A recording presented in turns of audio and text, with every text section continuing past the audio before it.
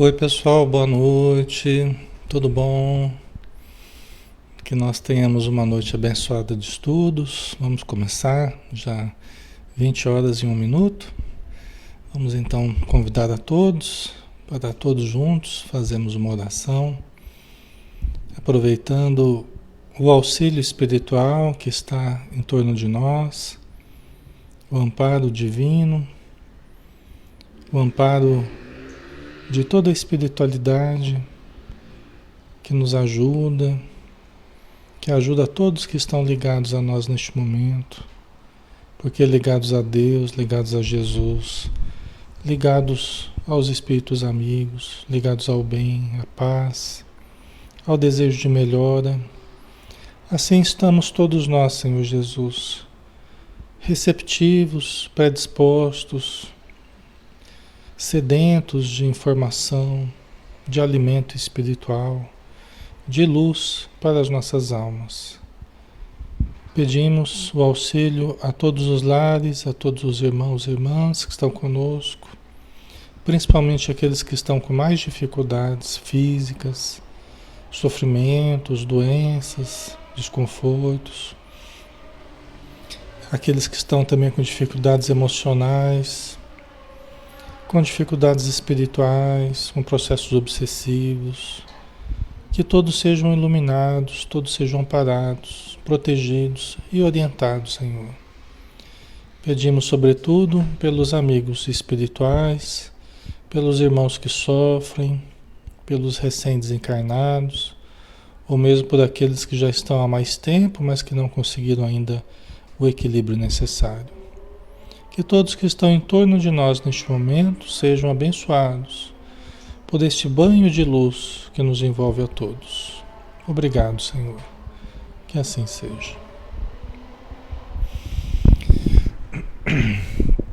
Muito bem, pessoal. Vamos lá, né? Vamos estudar, como a gente faz todas as noites aqui, às 20 horas. Né? Temos estudos doutrinários, mas que não são apenas estudos doutrinários. Antes de tudo, são estudos terapêuticos, né? Porque o nosso grande objetivo é que tenha uma função na vida de vocês, na vida de todos nós, de modo que a gente se sinta melhor, de modo que a gente se sinta mais fortalecido, mais confiante, com mais esperança, com mais fé, com mais consciência. É fundamental que a gente se sinta melhor a cada dia, tá? Então vamos trabalhar para isso, né? A espiritualidade está nos ajudando nesse sentido. Então nós estamos fazendo todas as quintas-feiras o estudo no livro Momentos de Saúde e de Consciência. É um estudo virtual interativo. Estamos no 45º dia de estudo e vamos dar continuidade no tópico Karma e Consciência, do capítulo 8º, né? Da segunda parte desse livro, que é Momentos de Consciência, né? Então, a Joana de Anjos falava, né? Refazes, pois, a tua vida a todo momento, para melhor, mediante os teus atos saudáveis. Isso aqui ela já havia falado para a gente, né? Nós já havíamos comentado, porque ela dizia que todos nós acabamos vivendo a colheita, o retorno, né? Dos nossos pensamentos, atitudes, sentimentos, felizes ou infelizes, né? Positivos ou negativos, ao longo do tempo, né? Não somente dessa encarnação, mas das outras também. Só que nós podemos mudar a nossa vida. Nós temos o poder de alterar o nosso destino. Temos o poder de alterar o nosso presente e alterar o nosso futuro. Nós temos essa condição. Por quê? Justamente porque nós somos os construtores da nossa vida. Através do livre-arbítrio, através das escolhas que nós fazemos, através de cada atitude nossa, de tudo que nós resolvemos cultivar no terreno do nosso interior, nós criamos a desestrutura, criamos uma estrutura que produz doença ou criamos uma estrutura que produz saúde. Não é? Ou a gente produz uma estrutura, constrói uma estrutura que produz, que o resultado final é doença, é desarmonia, ou nós criamos uma estrutura que o resultado final é saúde. É a bem-aventurança, é felicidade, é equilíbrio, é paz, né? A Vedusa, que bom saber disso. Bom, né? Eu também fico animado com essa informação, porque nos tira o sentimento de impotência. Porque quando o poder de mudar a minha vida está fora de mim, quando eu sou vítima dos fatores, né? Quando eu penso desse jeito, né? Que eu sou vítima dos fatores externos e que a minha vida está ruim porque os fatores externos não estão me deixando ser feliz, eu coloco todo o poder fora de mim. Eu atribuo a minha vida, as condições da minha vida a fatores fora de mim. Aí eu fico totalmente impotente, porque como é que eu vou mudar se os fatores são alheios à minha vontade, se são fora de mim, né? Agora, quando eu me vejo autor da minha vida, construtor do meu destino, estruturador da minha felicidade ou da minha infelicidade, aí o poder está nas minhas mãos, né? Então a gente se torna muito mais responsável por nós mesmos, né? Ok, pessoal? Aí a Joana de Ângeles continua dizendo, né? Constrói e elabora novos karmas. Alexandre, mas eu quero me livrar dos karmas. Mas o karma, você está falando para elaborar novos karmas, eu quero acabar com os karmas. Não, mas é que o karma é o efeito de uma ação. O efeito de uma ação negativa vai ser um efeito negativo, né? Mas o efeito de uma ação positiva vai ser um resultado positivo, né? Então nós vamos elaborar novas causas que vão dar razão a novos efeitos, né? Vão gerar resultados, né? A Ana Espina, né? Tô correndo deles, né? Tô fugindo dos karma, né? E o karma está no nosso encalço. Por quê? Sempre estará, né? Ao longo do tempo nos acompanhará. Por quê? Porque serão sempre os efeitos, serão sempre os resultados, a nossa colheita. Se a gente semeia espinhos, colheremos espinhos. Se semeamos flores, nós colheremos flores, né? Então, constrói e elabora novos karmas, liberando-te dos penosos que te pesam na economia moral, né? Então, a gente vai remodelando a nossa vida, né? A gente vai refazendo as nossas atitudes e os efeitos já começam a surgir. E tem efeitos que são muito rápidos, né? A gente pode ver isso de uma forma muito rápida, muito ligeira, né? Não tem grande surpresa. Se você sai na rua de cara amarrada, mal-humorado, se você sai praguejando e sai olhando torto para todo mundo, o efeito é imediato.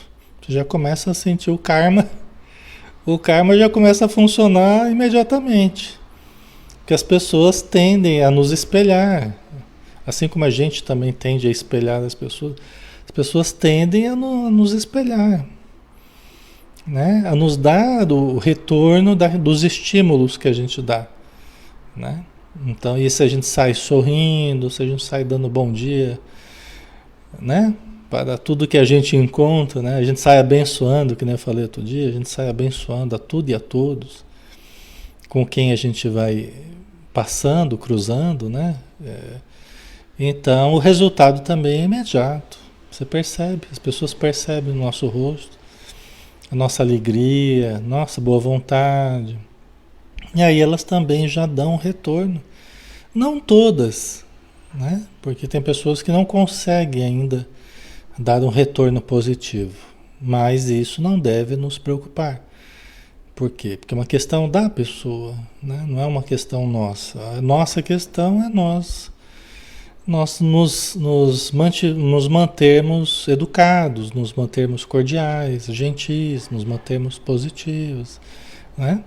E não espelharmos o mau humor do outro, a falta de educação do outro, né? Quer dizer, aí seria ruim para nós, né? Aí passaria a ser um problema nosso, né? Então é desse jeito que vai mudando, né? A nossa mente, nosso emocional, através dessa decisão de agirmos de forma melhor para colhermos resultados melhores. Nós é que vamos colher.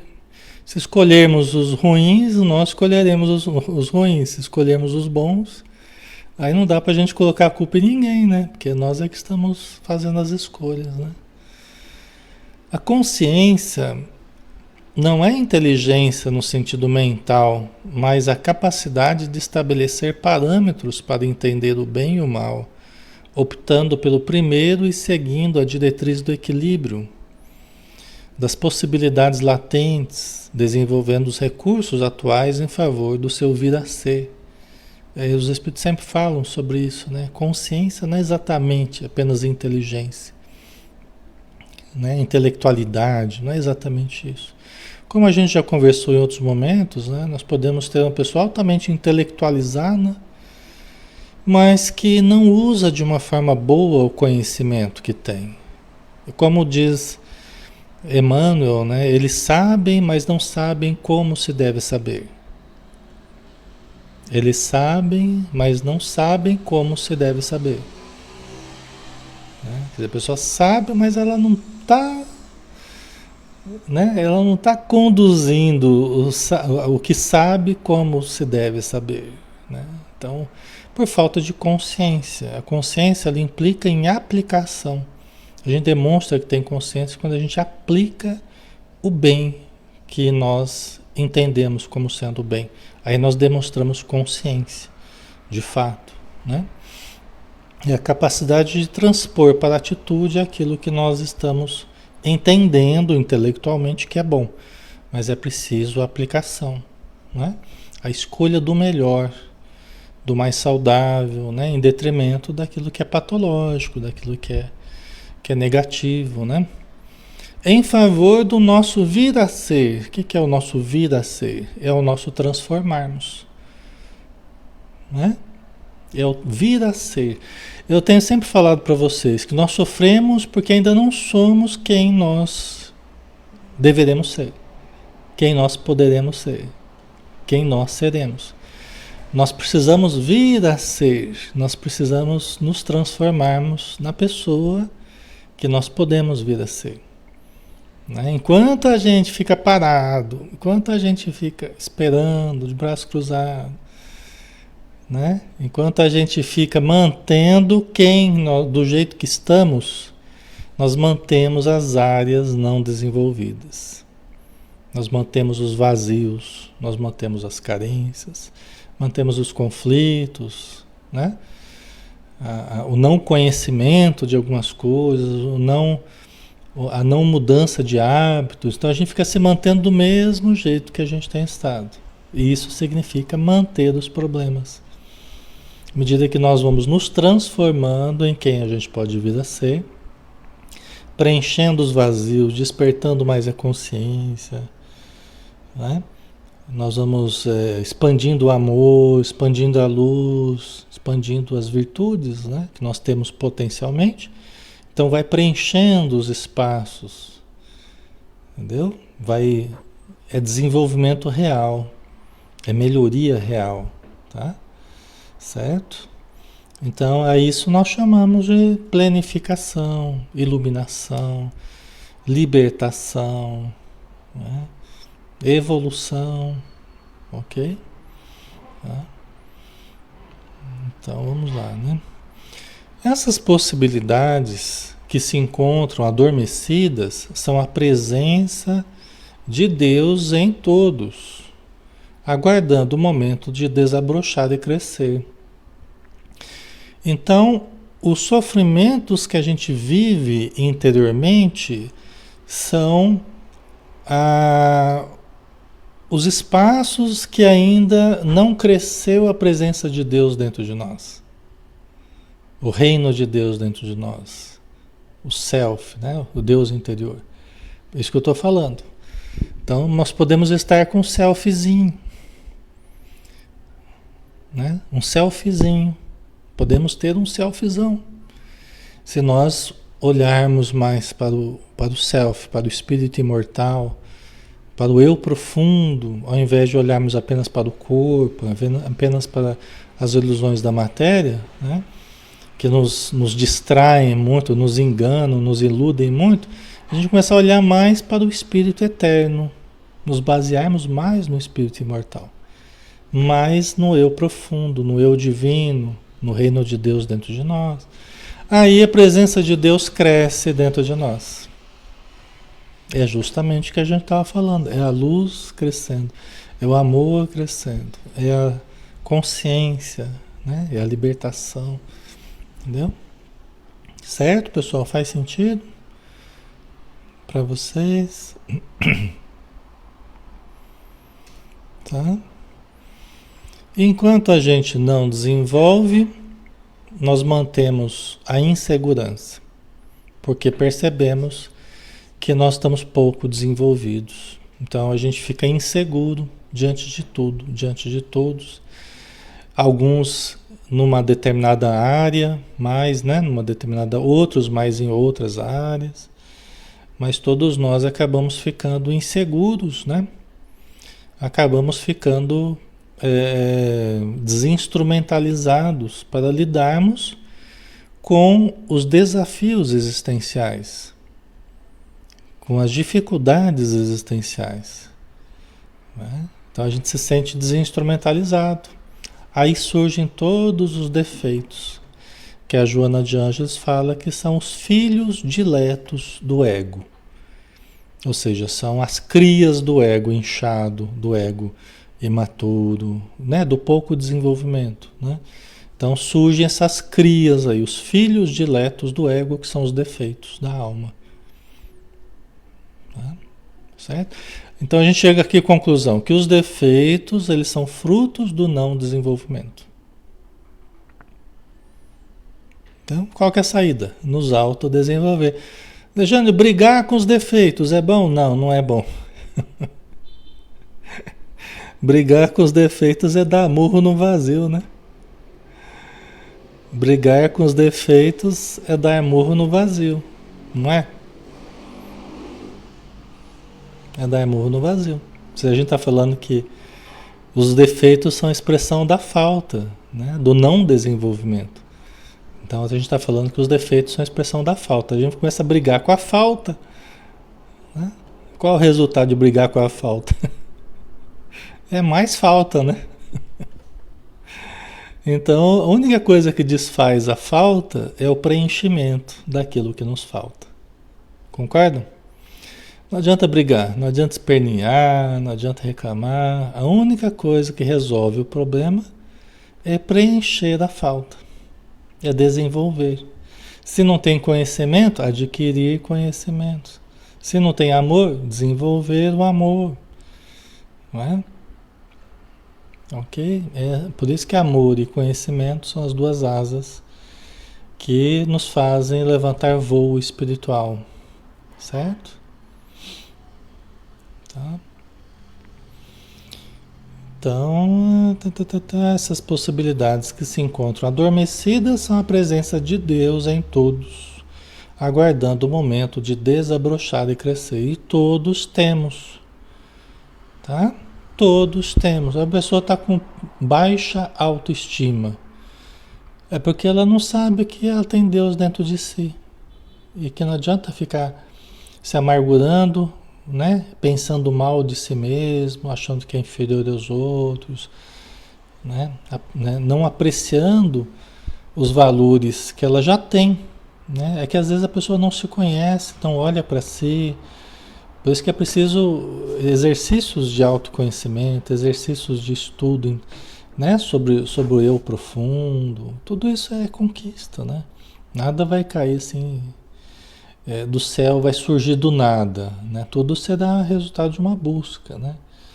Então, mas aí quando a pessoa começa a entender que ela não é pior do que ninguém, nem melhor do que ninguém, que ela tem as mesmas possibilidades para ser feliz quanto qualquer pessoa, que ela precisa se amar, né? Que nós precisamos nos amar, precisamos nos conhecer e nos amar, e nos cuidar e nos desenvolver, né?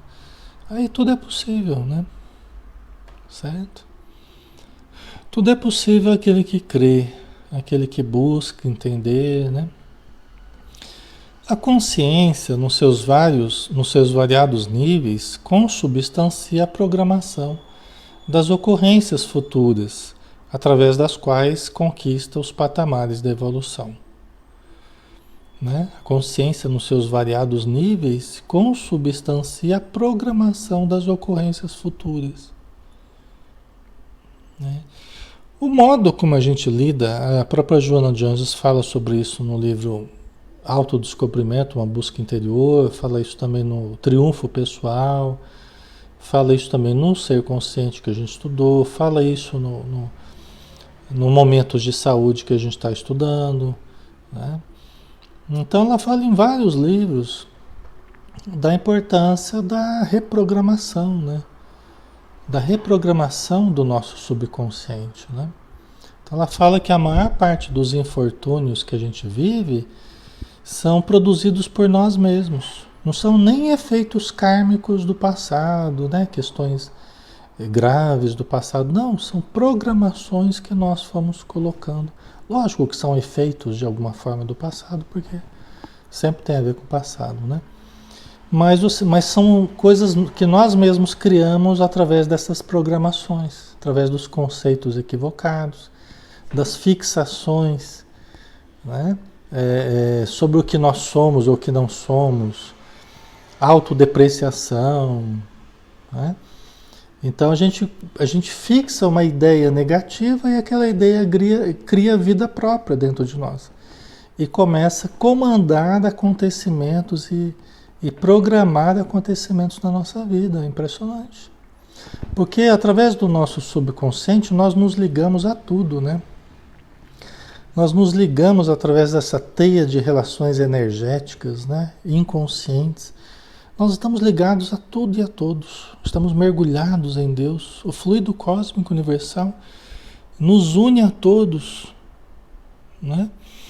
E aquilo que nós mantemos, que nós vamos fixando dentro de nós, aquilo vai se tornando verdade, porque nós estamos dizendo que é verdade aquilo. A nossa mente é assim. Até o Espírito Alexandre, ele fala, né, nos Missionários da Luz, tem um momento lá que ele fala que o inconsciente, ele é o executor dos nossos desejos e ordenações mais íntimas. Aquilo que a gente fica afirmando, aquilo que a gente fica dizendo, que a gente faz, isso aqui eu faço sempre, porque eu sempre estou fazendo isso, porque eu sempre estou ficando doente, porque eu fico muito doente, porque eu durmo muito mal, porque eu não sei o que. Fica aquelas conversas, né? Bem negativa, né? Aí fica repetindo e fica gravando no inconsciente. O inconsciente ele recebe como uma ordem aquilo e fica executando aquilo. Ele põe para rodar aquele programa lá. Mesmo que seja um programa negativo, ele executa, né? Nossa mente é assim. Então, por isso que a gente, à medida que a gente vai entendendo como funciona, nós vamos adquirindo mais condição para interferirmos nesse processo, né? Para interferirmos nesse processo. E aí a gente vai alterando essas programações. Aí a gente vai alterando, a gente vai mudando as gravações que estão lá. É assim que ela fala, né? As gravações novas começam a substituir as gravações antigas. Porque a gente começa a colocar mais energia nas frases positivas, nos conceitos positivos, naquilo que realmente nos promove. A cada dia eu durmo melhor, eu pego no sono facilmente, eu tenho sono profundo e reparador, eu aprendo com facilidade, tudo que eu faço de bom dá certo, eu crio bons relacionamentos, eu tenho bons amigos, eu tenho uma excelente família, nós nos relacionamos muito bem em casa, né? Eu tenho um excelente trabalho, eu ganho o que eu ganho sempre mais do que eu gasto. Olha, isso é bom, hein? Eu ganho sempre mais do que eu gasto. Isso é uma coisa importante, né? Ou você vai ganhar mais ou vai gastar menos, né? Mas você está colocando uma programação, né? Eu sou luz, meu cérebro está iluminado e perfeito, meu corpo está iluminado e perfeito, todas as minhas células estão radiantes, todo o meu organismo está funcionando perfeitamente, meu sistema imunológico está em perfeita saúde, Entendeu? São infinitas as possibilidades. São infinitas as possibilidades. Não é? Então, isso tudo é pensar positivo, isso tudo é pensar de modo saudável. Nós somos estruturados para pensar positivo. Nós somos estruturados, as nossas células foram estruturadas para funcionar bem conforme um pensamento positivo, para funcionar de modo saudável. Toda a vida foi estruturada para isso, né? Não para funcionar de modo doentio, de modo desarmônico. Não, a vida foi estruturada para funcionar desse jeito. Quando nós falamos isso, nós não estamos mentindo. Ah, Alexandre, mas eu não gosto de falar isso porque eu acho que eu estou mentindo. Tá, você quer falar qual verdade? A verdade que está tudo perdido, está tudo uma desgraça. Que você tem cada vez menos recurso, que você é feia, que você só engorda, que é essa verdade que a gente quer cultivar? Ah, mas é o que está acontecendo, é o que está acontecendo. Está acontecendo porque a gente colocou muitos programas negativos que estão rodando de forma negativa, né? A gente está acostumado a pensar negativo há muito tempo e a gente desestruturou comportamentos, desestruturou conceitos, né, Celi? Então agora pensar positivo não é mentira, é pensar conforme a saúde divina. Nós estamos mergulhados em Deus, nas bênçãos divinas, na paz divina, na abundância divina, na saúde divina, no conhecimento divino. Nós estamos cercados e mergulhados em Deus. E por que não vivemos de uma forma mais plena, mais saudável? Por quê? Porque nós criamos uma bolha de realidade repleta de conceitos negativos, repleta de programações que bloqueiam recursos, bloqueiam energias saudáveis, bloqueiam, né, relacionamentos bons, dificultam situações. Por isso que Joana fala, né? A maioria dos infortúnios é produzida por nós mesmos, pelo nosso subconsciente. Por isso que ela propõe, né, que a gente faça a reprogramação do subconsciente, tá? Ok. Então, certo? Então são possibilidades muito positivas, é muito legal isso, é muito saudável. Nós precisamos cada vez mais disso. Guardem isso que eu estou falando para vocês. Nós precisamos e precisaremos cada vez mais.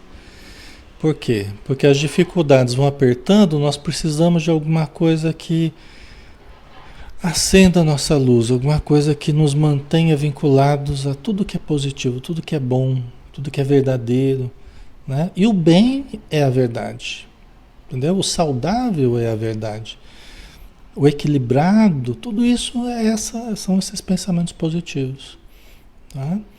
A nossa mente, ela é um espelho, né, cuja face nós voltamos para o alto ou voltamos para a terra, né? Se o espelho da nossa mente estiver voltado para o céu, para as luzes, para as estrelas, para o sol, né? O espelho da nossa mente vai refletir as coisas belas do céu. Agora, se nós voltarmos o espelho da mente para a lama, a nossa mente só fica lá refletindo lama, desarmonia, entendeu? É assim. Por isso que nós temos que valorizar mais o bem, nós temos que ressaltar mais o bem. Falar mais do bem, vibrar mais o bem, lembrar mais do bem. Porque a nossa mente é a geradora de tudo. É onde tudo começa. A saúde, a doença, o equilíbrio, o desequilíbrio, o bem e o mal começa na mente, né? Então é ali que é o nosso grande campo de batalha. certo? Enquanto adormecida, a consciência funciona por automatismos que se ampliam do instinto à conquista da razão. Quando a lucidez faculta o discernimento, mais se favorecem os valores divinos que se manifestam, aumentando a capacidade de amar e servir. Quer dizer, nos períodos ali pré-razão, né, pré-contato com a realidade, né, de uma forma consciente, né, no início da humanidade anterior, né, à humanidade, a consciência estava adormecida. Né, é o período de sono sem sonhos, né? Então nós estávamos lá adormecidos, né, conforme o Gurdjieff falava, né? Então, à medida que nós vamos despertando para a consciência, para a realidade do mundo em que vivemos, passamos a entender melhor as coisas, a escolhermos, né?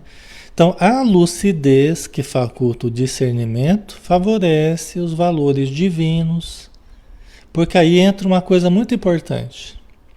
Entra a vontade em jogo. A vontade é a expressão da consciência. Entendeu? A vontade é a expressão da consciência. Quando entra a vontade em jogo, aí acelera muito a nossa evolução, acelera muito as nossas conquistas. Né? Que agora nós temos o livre-arbítrio, agora nós temos uma consciência, né? Um entendimento, e agora nós temos vontade. Aí a vontade, ela acelera o processo de desenvolvimento. Tá? Por isso que é muito importante a boa vontade, né? A boa vontade é fundamental. O karma que se deriva da conduta consciente tem a qualidade do nível de percepção que a tipifica. Quer dizer que o tipo de ação que vai gerar consequência vai ter a característica do nível de percepção que nós tivemos, o nível de consciência que nós tivemos. Né? Conforme o entendimento que a gente demonstre, conforme nossa evolução moral, nós vamos tendo níveis de consciência diferentes, níveis de aplicação do conhecimento de forma diferente. E aí nós teremos uma qualidade compatível, né? O karma, os efeitos, terão a qualidade do patamar consciencial que a gente está demonstrando, certo? Não é difícil da gente entender, né? Nós vamos ter conforme a frequência, né, de consciência, conforme a gente está expressando o nível em que nós nos encontramos, nós teremos os resultados daquele nível, daqueles comportamentos que a gente cultiva, tá? Tudo muito justo, né? Tudo muito justo, tudo muito correto, né? Tá? Não poderia deixar de ser, né? A lei divina maravilhosa, né? Amplia desse modo os tesouros da tua consciência e o teu karma se aureolará. Isso aqui é bom para você treinar a língua aqui também. Aureolará de luz e paz que te ensejarão plenitude. Então amplia desse modo os tesouros da tua consciência. Alexandre, como é que eu faço isso? Estudo nobre, exercícios de aplicação do que se estuda, adquirindo vivências, né, mais positivas, mais enriquecedoras.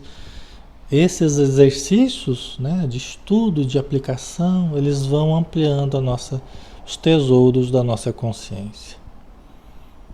Né? E aí os nossos karmas, eles ficarão aureolados de luz e paz. Quer dizer, os efeitos que a gente colherá serão aureolados, serão iluminados, né? De uma forma muito gostosa, muito boa, muito positiva, né? Quase que não sai, né, Conceição? Dá umas enroladas aqui. Ai, ai.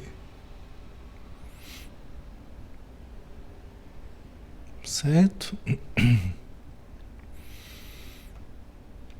Enquanto na ignorância, Maria de Magdala, com a consciência adormecida, vivia em promiscuidade moral. Ao defrontar Jesus, despertou, alterando o comportamento de tal forma que elaborou o abençoado karma de ser a primeira pessoa a vê-lo ressuscitado. Né? Então, os espíritos dizem, né? Muitas pessoas questionam essa questão da Maria de Magdala, achando que não há nas escrituras elementos que justifiquem, né, falar que ela tinha uma vida promíscua, tá? Mas os espíritos sempre remetem a essa situação. Então, provavelmente deve haver mesmo alguma situação que ela vivia, além de, né, a conduta dela gerava uma perturbação espiritual, pelo que a gente veio a entender, né, pelos espíritos. E Jesus a ajudou muito na sua libertação, socorrendo espíritos ligados a ela, mas logicamente através principalmente da mudança de conduta dela, né? Da alteração de conduta, da alteração moral, porque não há libertação real sem mudança moral, né? Não há alteração real sem mudança moral, né? É preciso a mudança moral de atitudes na relação com os nossos instintos, né? Com o nosso primarismo. É preciso mudarmos comportamentos, né? Sairmos do primitivismo, sairmos do domínio dos instintos para que nós realmente modifiquemos a nossa estrutura vibratória, as ligações, os conúbios mentais com entidades promíscuas, com entidades vampirizadoras, tal, né? Então, muito importante essa mudança, né? E Maria de Magdala fez e fez tão bem e aproveitou tão bem o auxílio de Jesus que ela foi premiada, ela foi contemplada com a possibilidade de ser a primeira pessoa a encontrar Jesus no seu ressurgimento após a crucificação, né? Ela foi a primeira pessoa a ter essa possibilidade de encontrar Jesus, né? Naquele momento muito bonito que o Evangelho nos narra, né? Certo, pessoal? A Cecília, por que esquecemos rápido e quando ouvimos por aqui, né? Não é só quando ouvimos por aqui, né? É que nós muitas vezes acabamos realmente esquecendo rapidamente, e depende muito do exercício que a gente faz de estudo, né? Por isso que é importante todo dia a gente estar estudando. Se não for aqui, pelo menos pegando os livros, ou assistindo outras palestras, mas tudo anotando, memorizando, porque tudo é exercício, tudo é repetição, tudo é exercício, tudo é investimento, né? E às vezes a gente ficou tanto tempo deixando de lado esse tipo de estudo, que quando a gente começa a voltar a estudar, ou começando a estudar, né, a gente tem alguma dificuldade, porque tudo é novo, dá trabalho entender, fixar, né? Mas a repetição, o exercício, né, supera essas dificuldades. E aí cada vez a gente vai ter mais facilidade, tá? Ok? Certo, pessoal? Então, Maria de Magdala teve essa possibilidade, né? Judas Iscariotes, consciente da missão do Mestre, intoxicou-se pelos vapores da ambição descabida. E despertando depois, ao enforcar-se, estabeleceu lúgubre karma de reencarnações infelizes para reparar os erros tenebrosos e recuperar-se, né? Judas, que foi vítima de ilusões, vítima entre aspas, né? Mas ele acabou cultivando ilusões, a ilusão da ambição. A ambição não apenas por ter aceitado as moedas, por ter barganhado ali com os judeus, né? Mas principalmente a ambição de querer a vitória imediata do Evangelho, né? Que o Emmanuel fala, os Espíritos explicam, inclusive no próprio Paulo Estevam a gente conversou sobre isso. A gente vê esse conceito ali, o próprio Pedro falando a respeito disso. Fala, olha, explicando para o Paulo de Tarso, Pedro explicando para o Paulo de Tarso. Fala, olha, você está caindo no mesmo erro que Judas caiu. Nós vimos Judas cair nesse erro. Você está ansioso, você está preocupado, você está querendo a vitória imediata do Evangelho. E Judas caiu nessa ilusão aí. É muito fácil a gente cair, pessoal, na revolta, a gente cair no excesso de ambição, no excesso de querermos que as coisas sejam do jeito que a gente quer, que tudo mude na hora que a gente quer, que Jesus vença todas as dificuldades que nós temos no planeta, que o Evangelho vença em todos os corações. A gente quer isso, mas a gente precisa tomar muito cuidado para entender do momento que nós estamos vivendo. Judas, por exemplo, não soube fazer essa interpretação. Né? Judas não soube fazer essa interpretação. Você vê, há 2000 anos que o ser humano está pelejando aí para tentar aderir ao Evangelho. Há 2000 anos. E Judas achou que Jesus ia mudar tudo lá, que ele ia dominar o exército romano, que ele ia transformar tudo. A hora que ele viu Jesus fazendo as curas e fazendo, né, os fenômenos que ocorriam lá naturalmente, ele pensou, isso aí é o cara. Eu vou postar tudo nesse cara aí, esse cara ele vai botar para quebrar aí, né?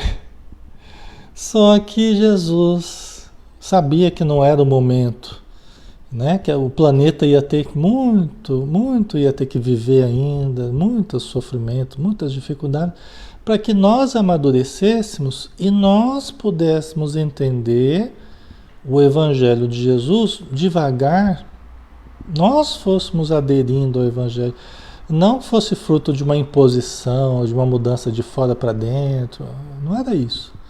Mas Judas pensava dessa forma, né? Porque ele queria a libertação do povo judeu, né? Do exército romano, ele participava de movimentos de libertação, né? Movimentos revolucionários, então ele achou que Jesus estava com eles para isso. Só que era o engano de muitos que achavam que Jesus tinha vindo para construir um reino, né? Muitos ficavam empolgados quando ouvia falar que Jesus tinha vindo para construir um reino, né?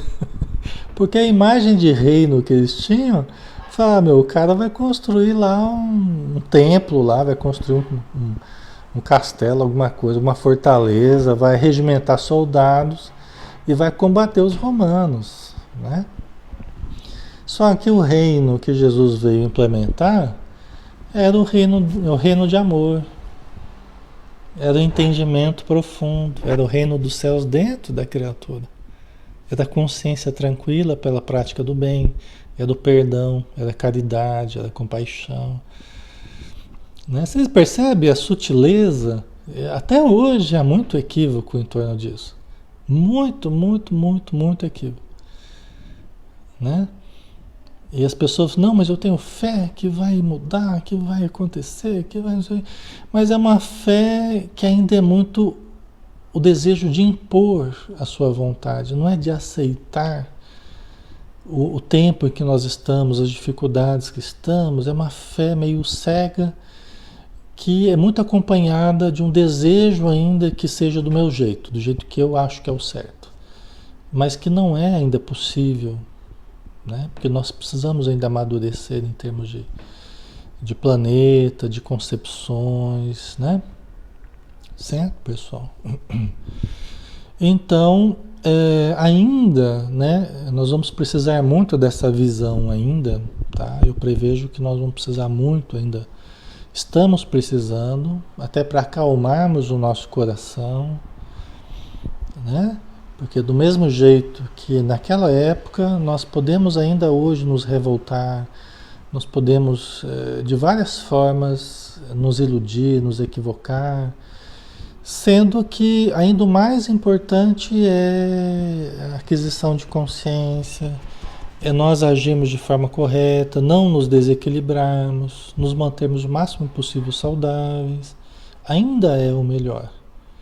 Os impulsos revolucionários ainda existem muito e precisamos combater mesmo dentro de nós, né? Mas Jesus ainda nos chama, né, uma compreensão mais profunda, para nós não cairmos nos mesmos erros que Judas e muita gente já caiu, tá? Ok, pessoal? Então essas soluções mágicas, né, de fora para dentro, fruto de imposições, não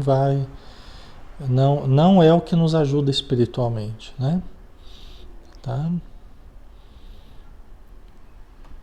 Então vamos lá. O karma e a consciência seguem juntos.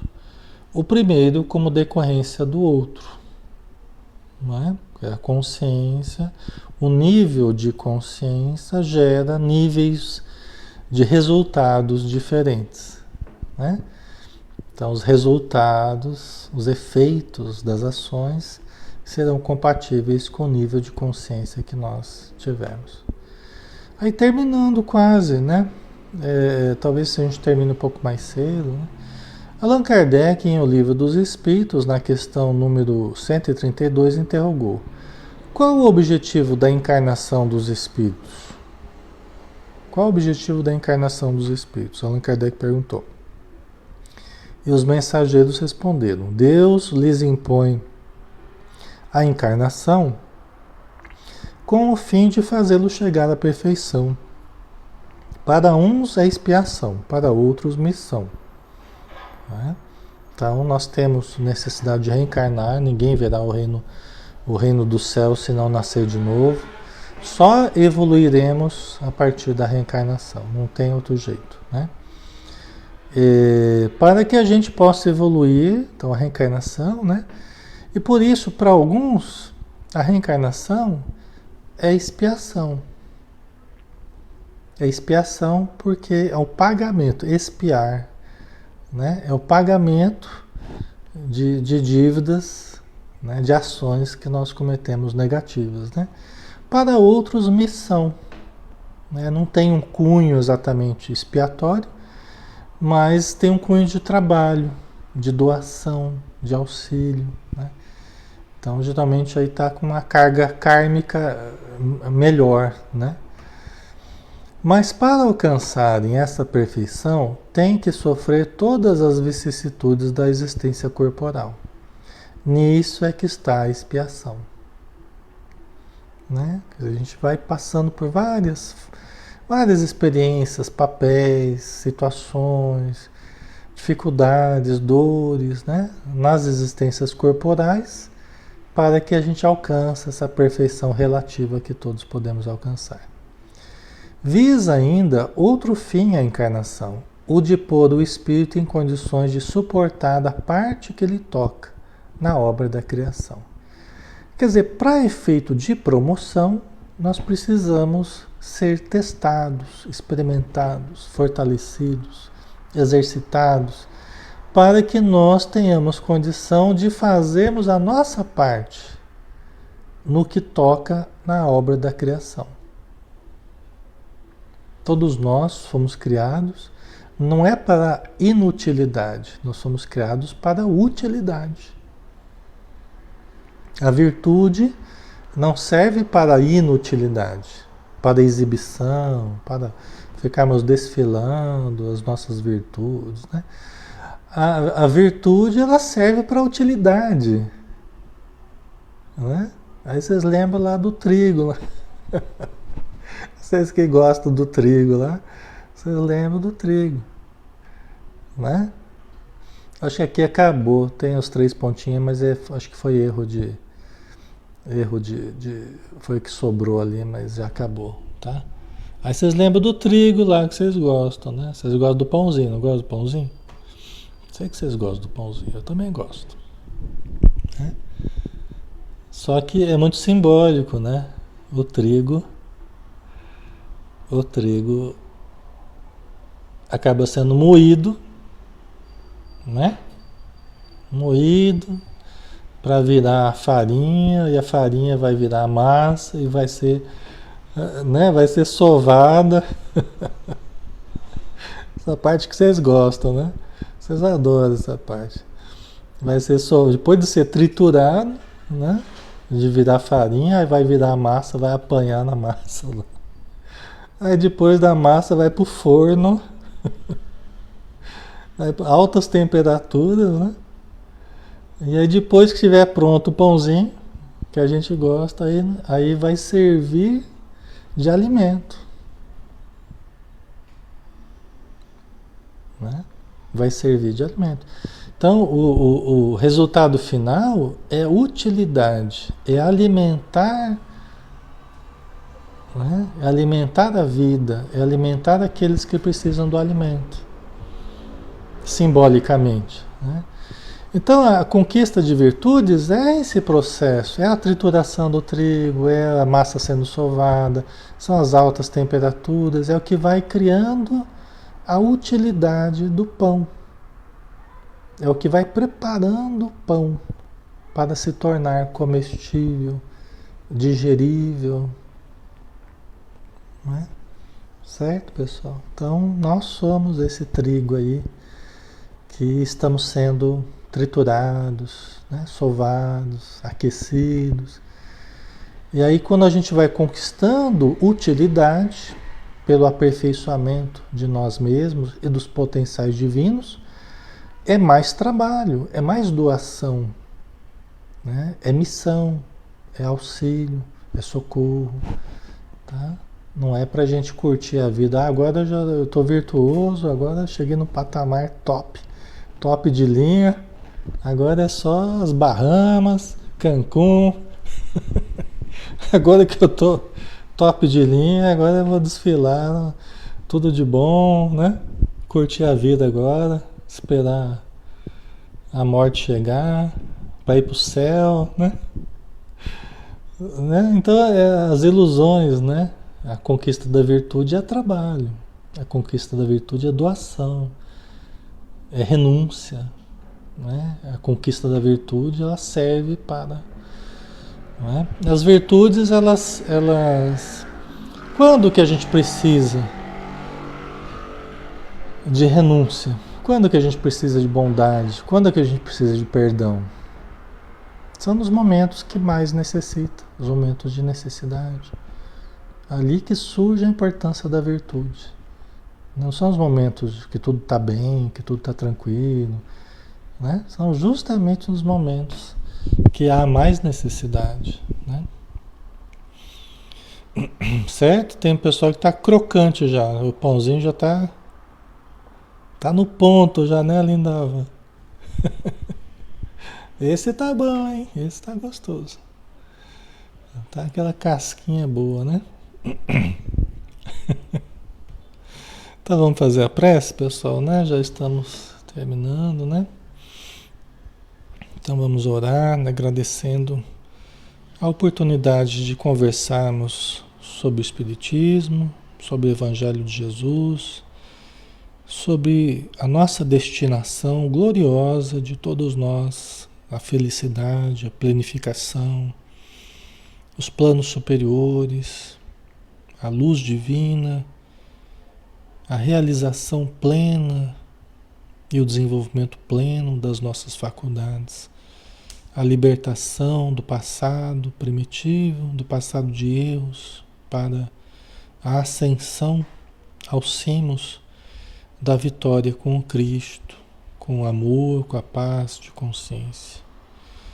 Mas ajuda-nos, Senhor, a trilharmos o nosso caminho, a trilharmos o nosso calvário, a trilharmos a nossa programação de vida, cada qual com as suas necessidades, cada qual com seus desafios, com seus enigmas e com as suas soluções. E com a ajuda dos bons espíritos que nunca nos desamparam e que vão intuitivamente nos mostrando o caminho, nos alertando, nos indicando as melhores decisões a tomar. Obrigado novamente a Ti, Senhor, obrigado aos bons espíritos e também a todos os irmãos encarnados que estão conosco, que nos dão a alegria, a satisfação da Sua presença, da Sua amizade, da Sua companhia em momentos tão agradáveis como estes. Obrigado por tudo e que a luz do Teu amor envolva e aqueça os nossos corações. Que assim seja. Então, finalizamos por hoje. Obrigado, pessoal, pela presença de vocês, pelo carinho. Amanhã temos os Missionários da Luz, né, do André Luiz, às 20 horas. Poderemos continuar nossos estudos, tá? Um abraço, pessoal. Fiquem com Deus. Bom descanso.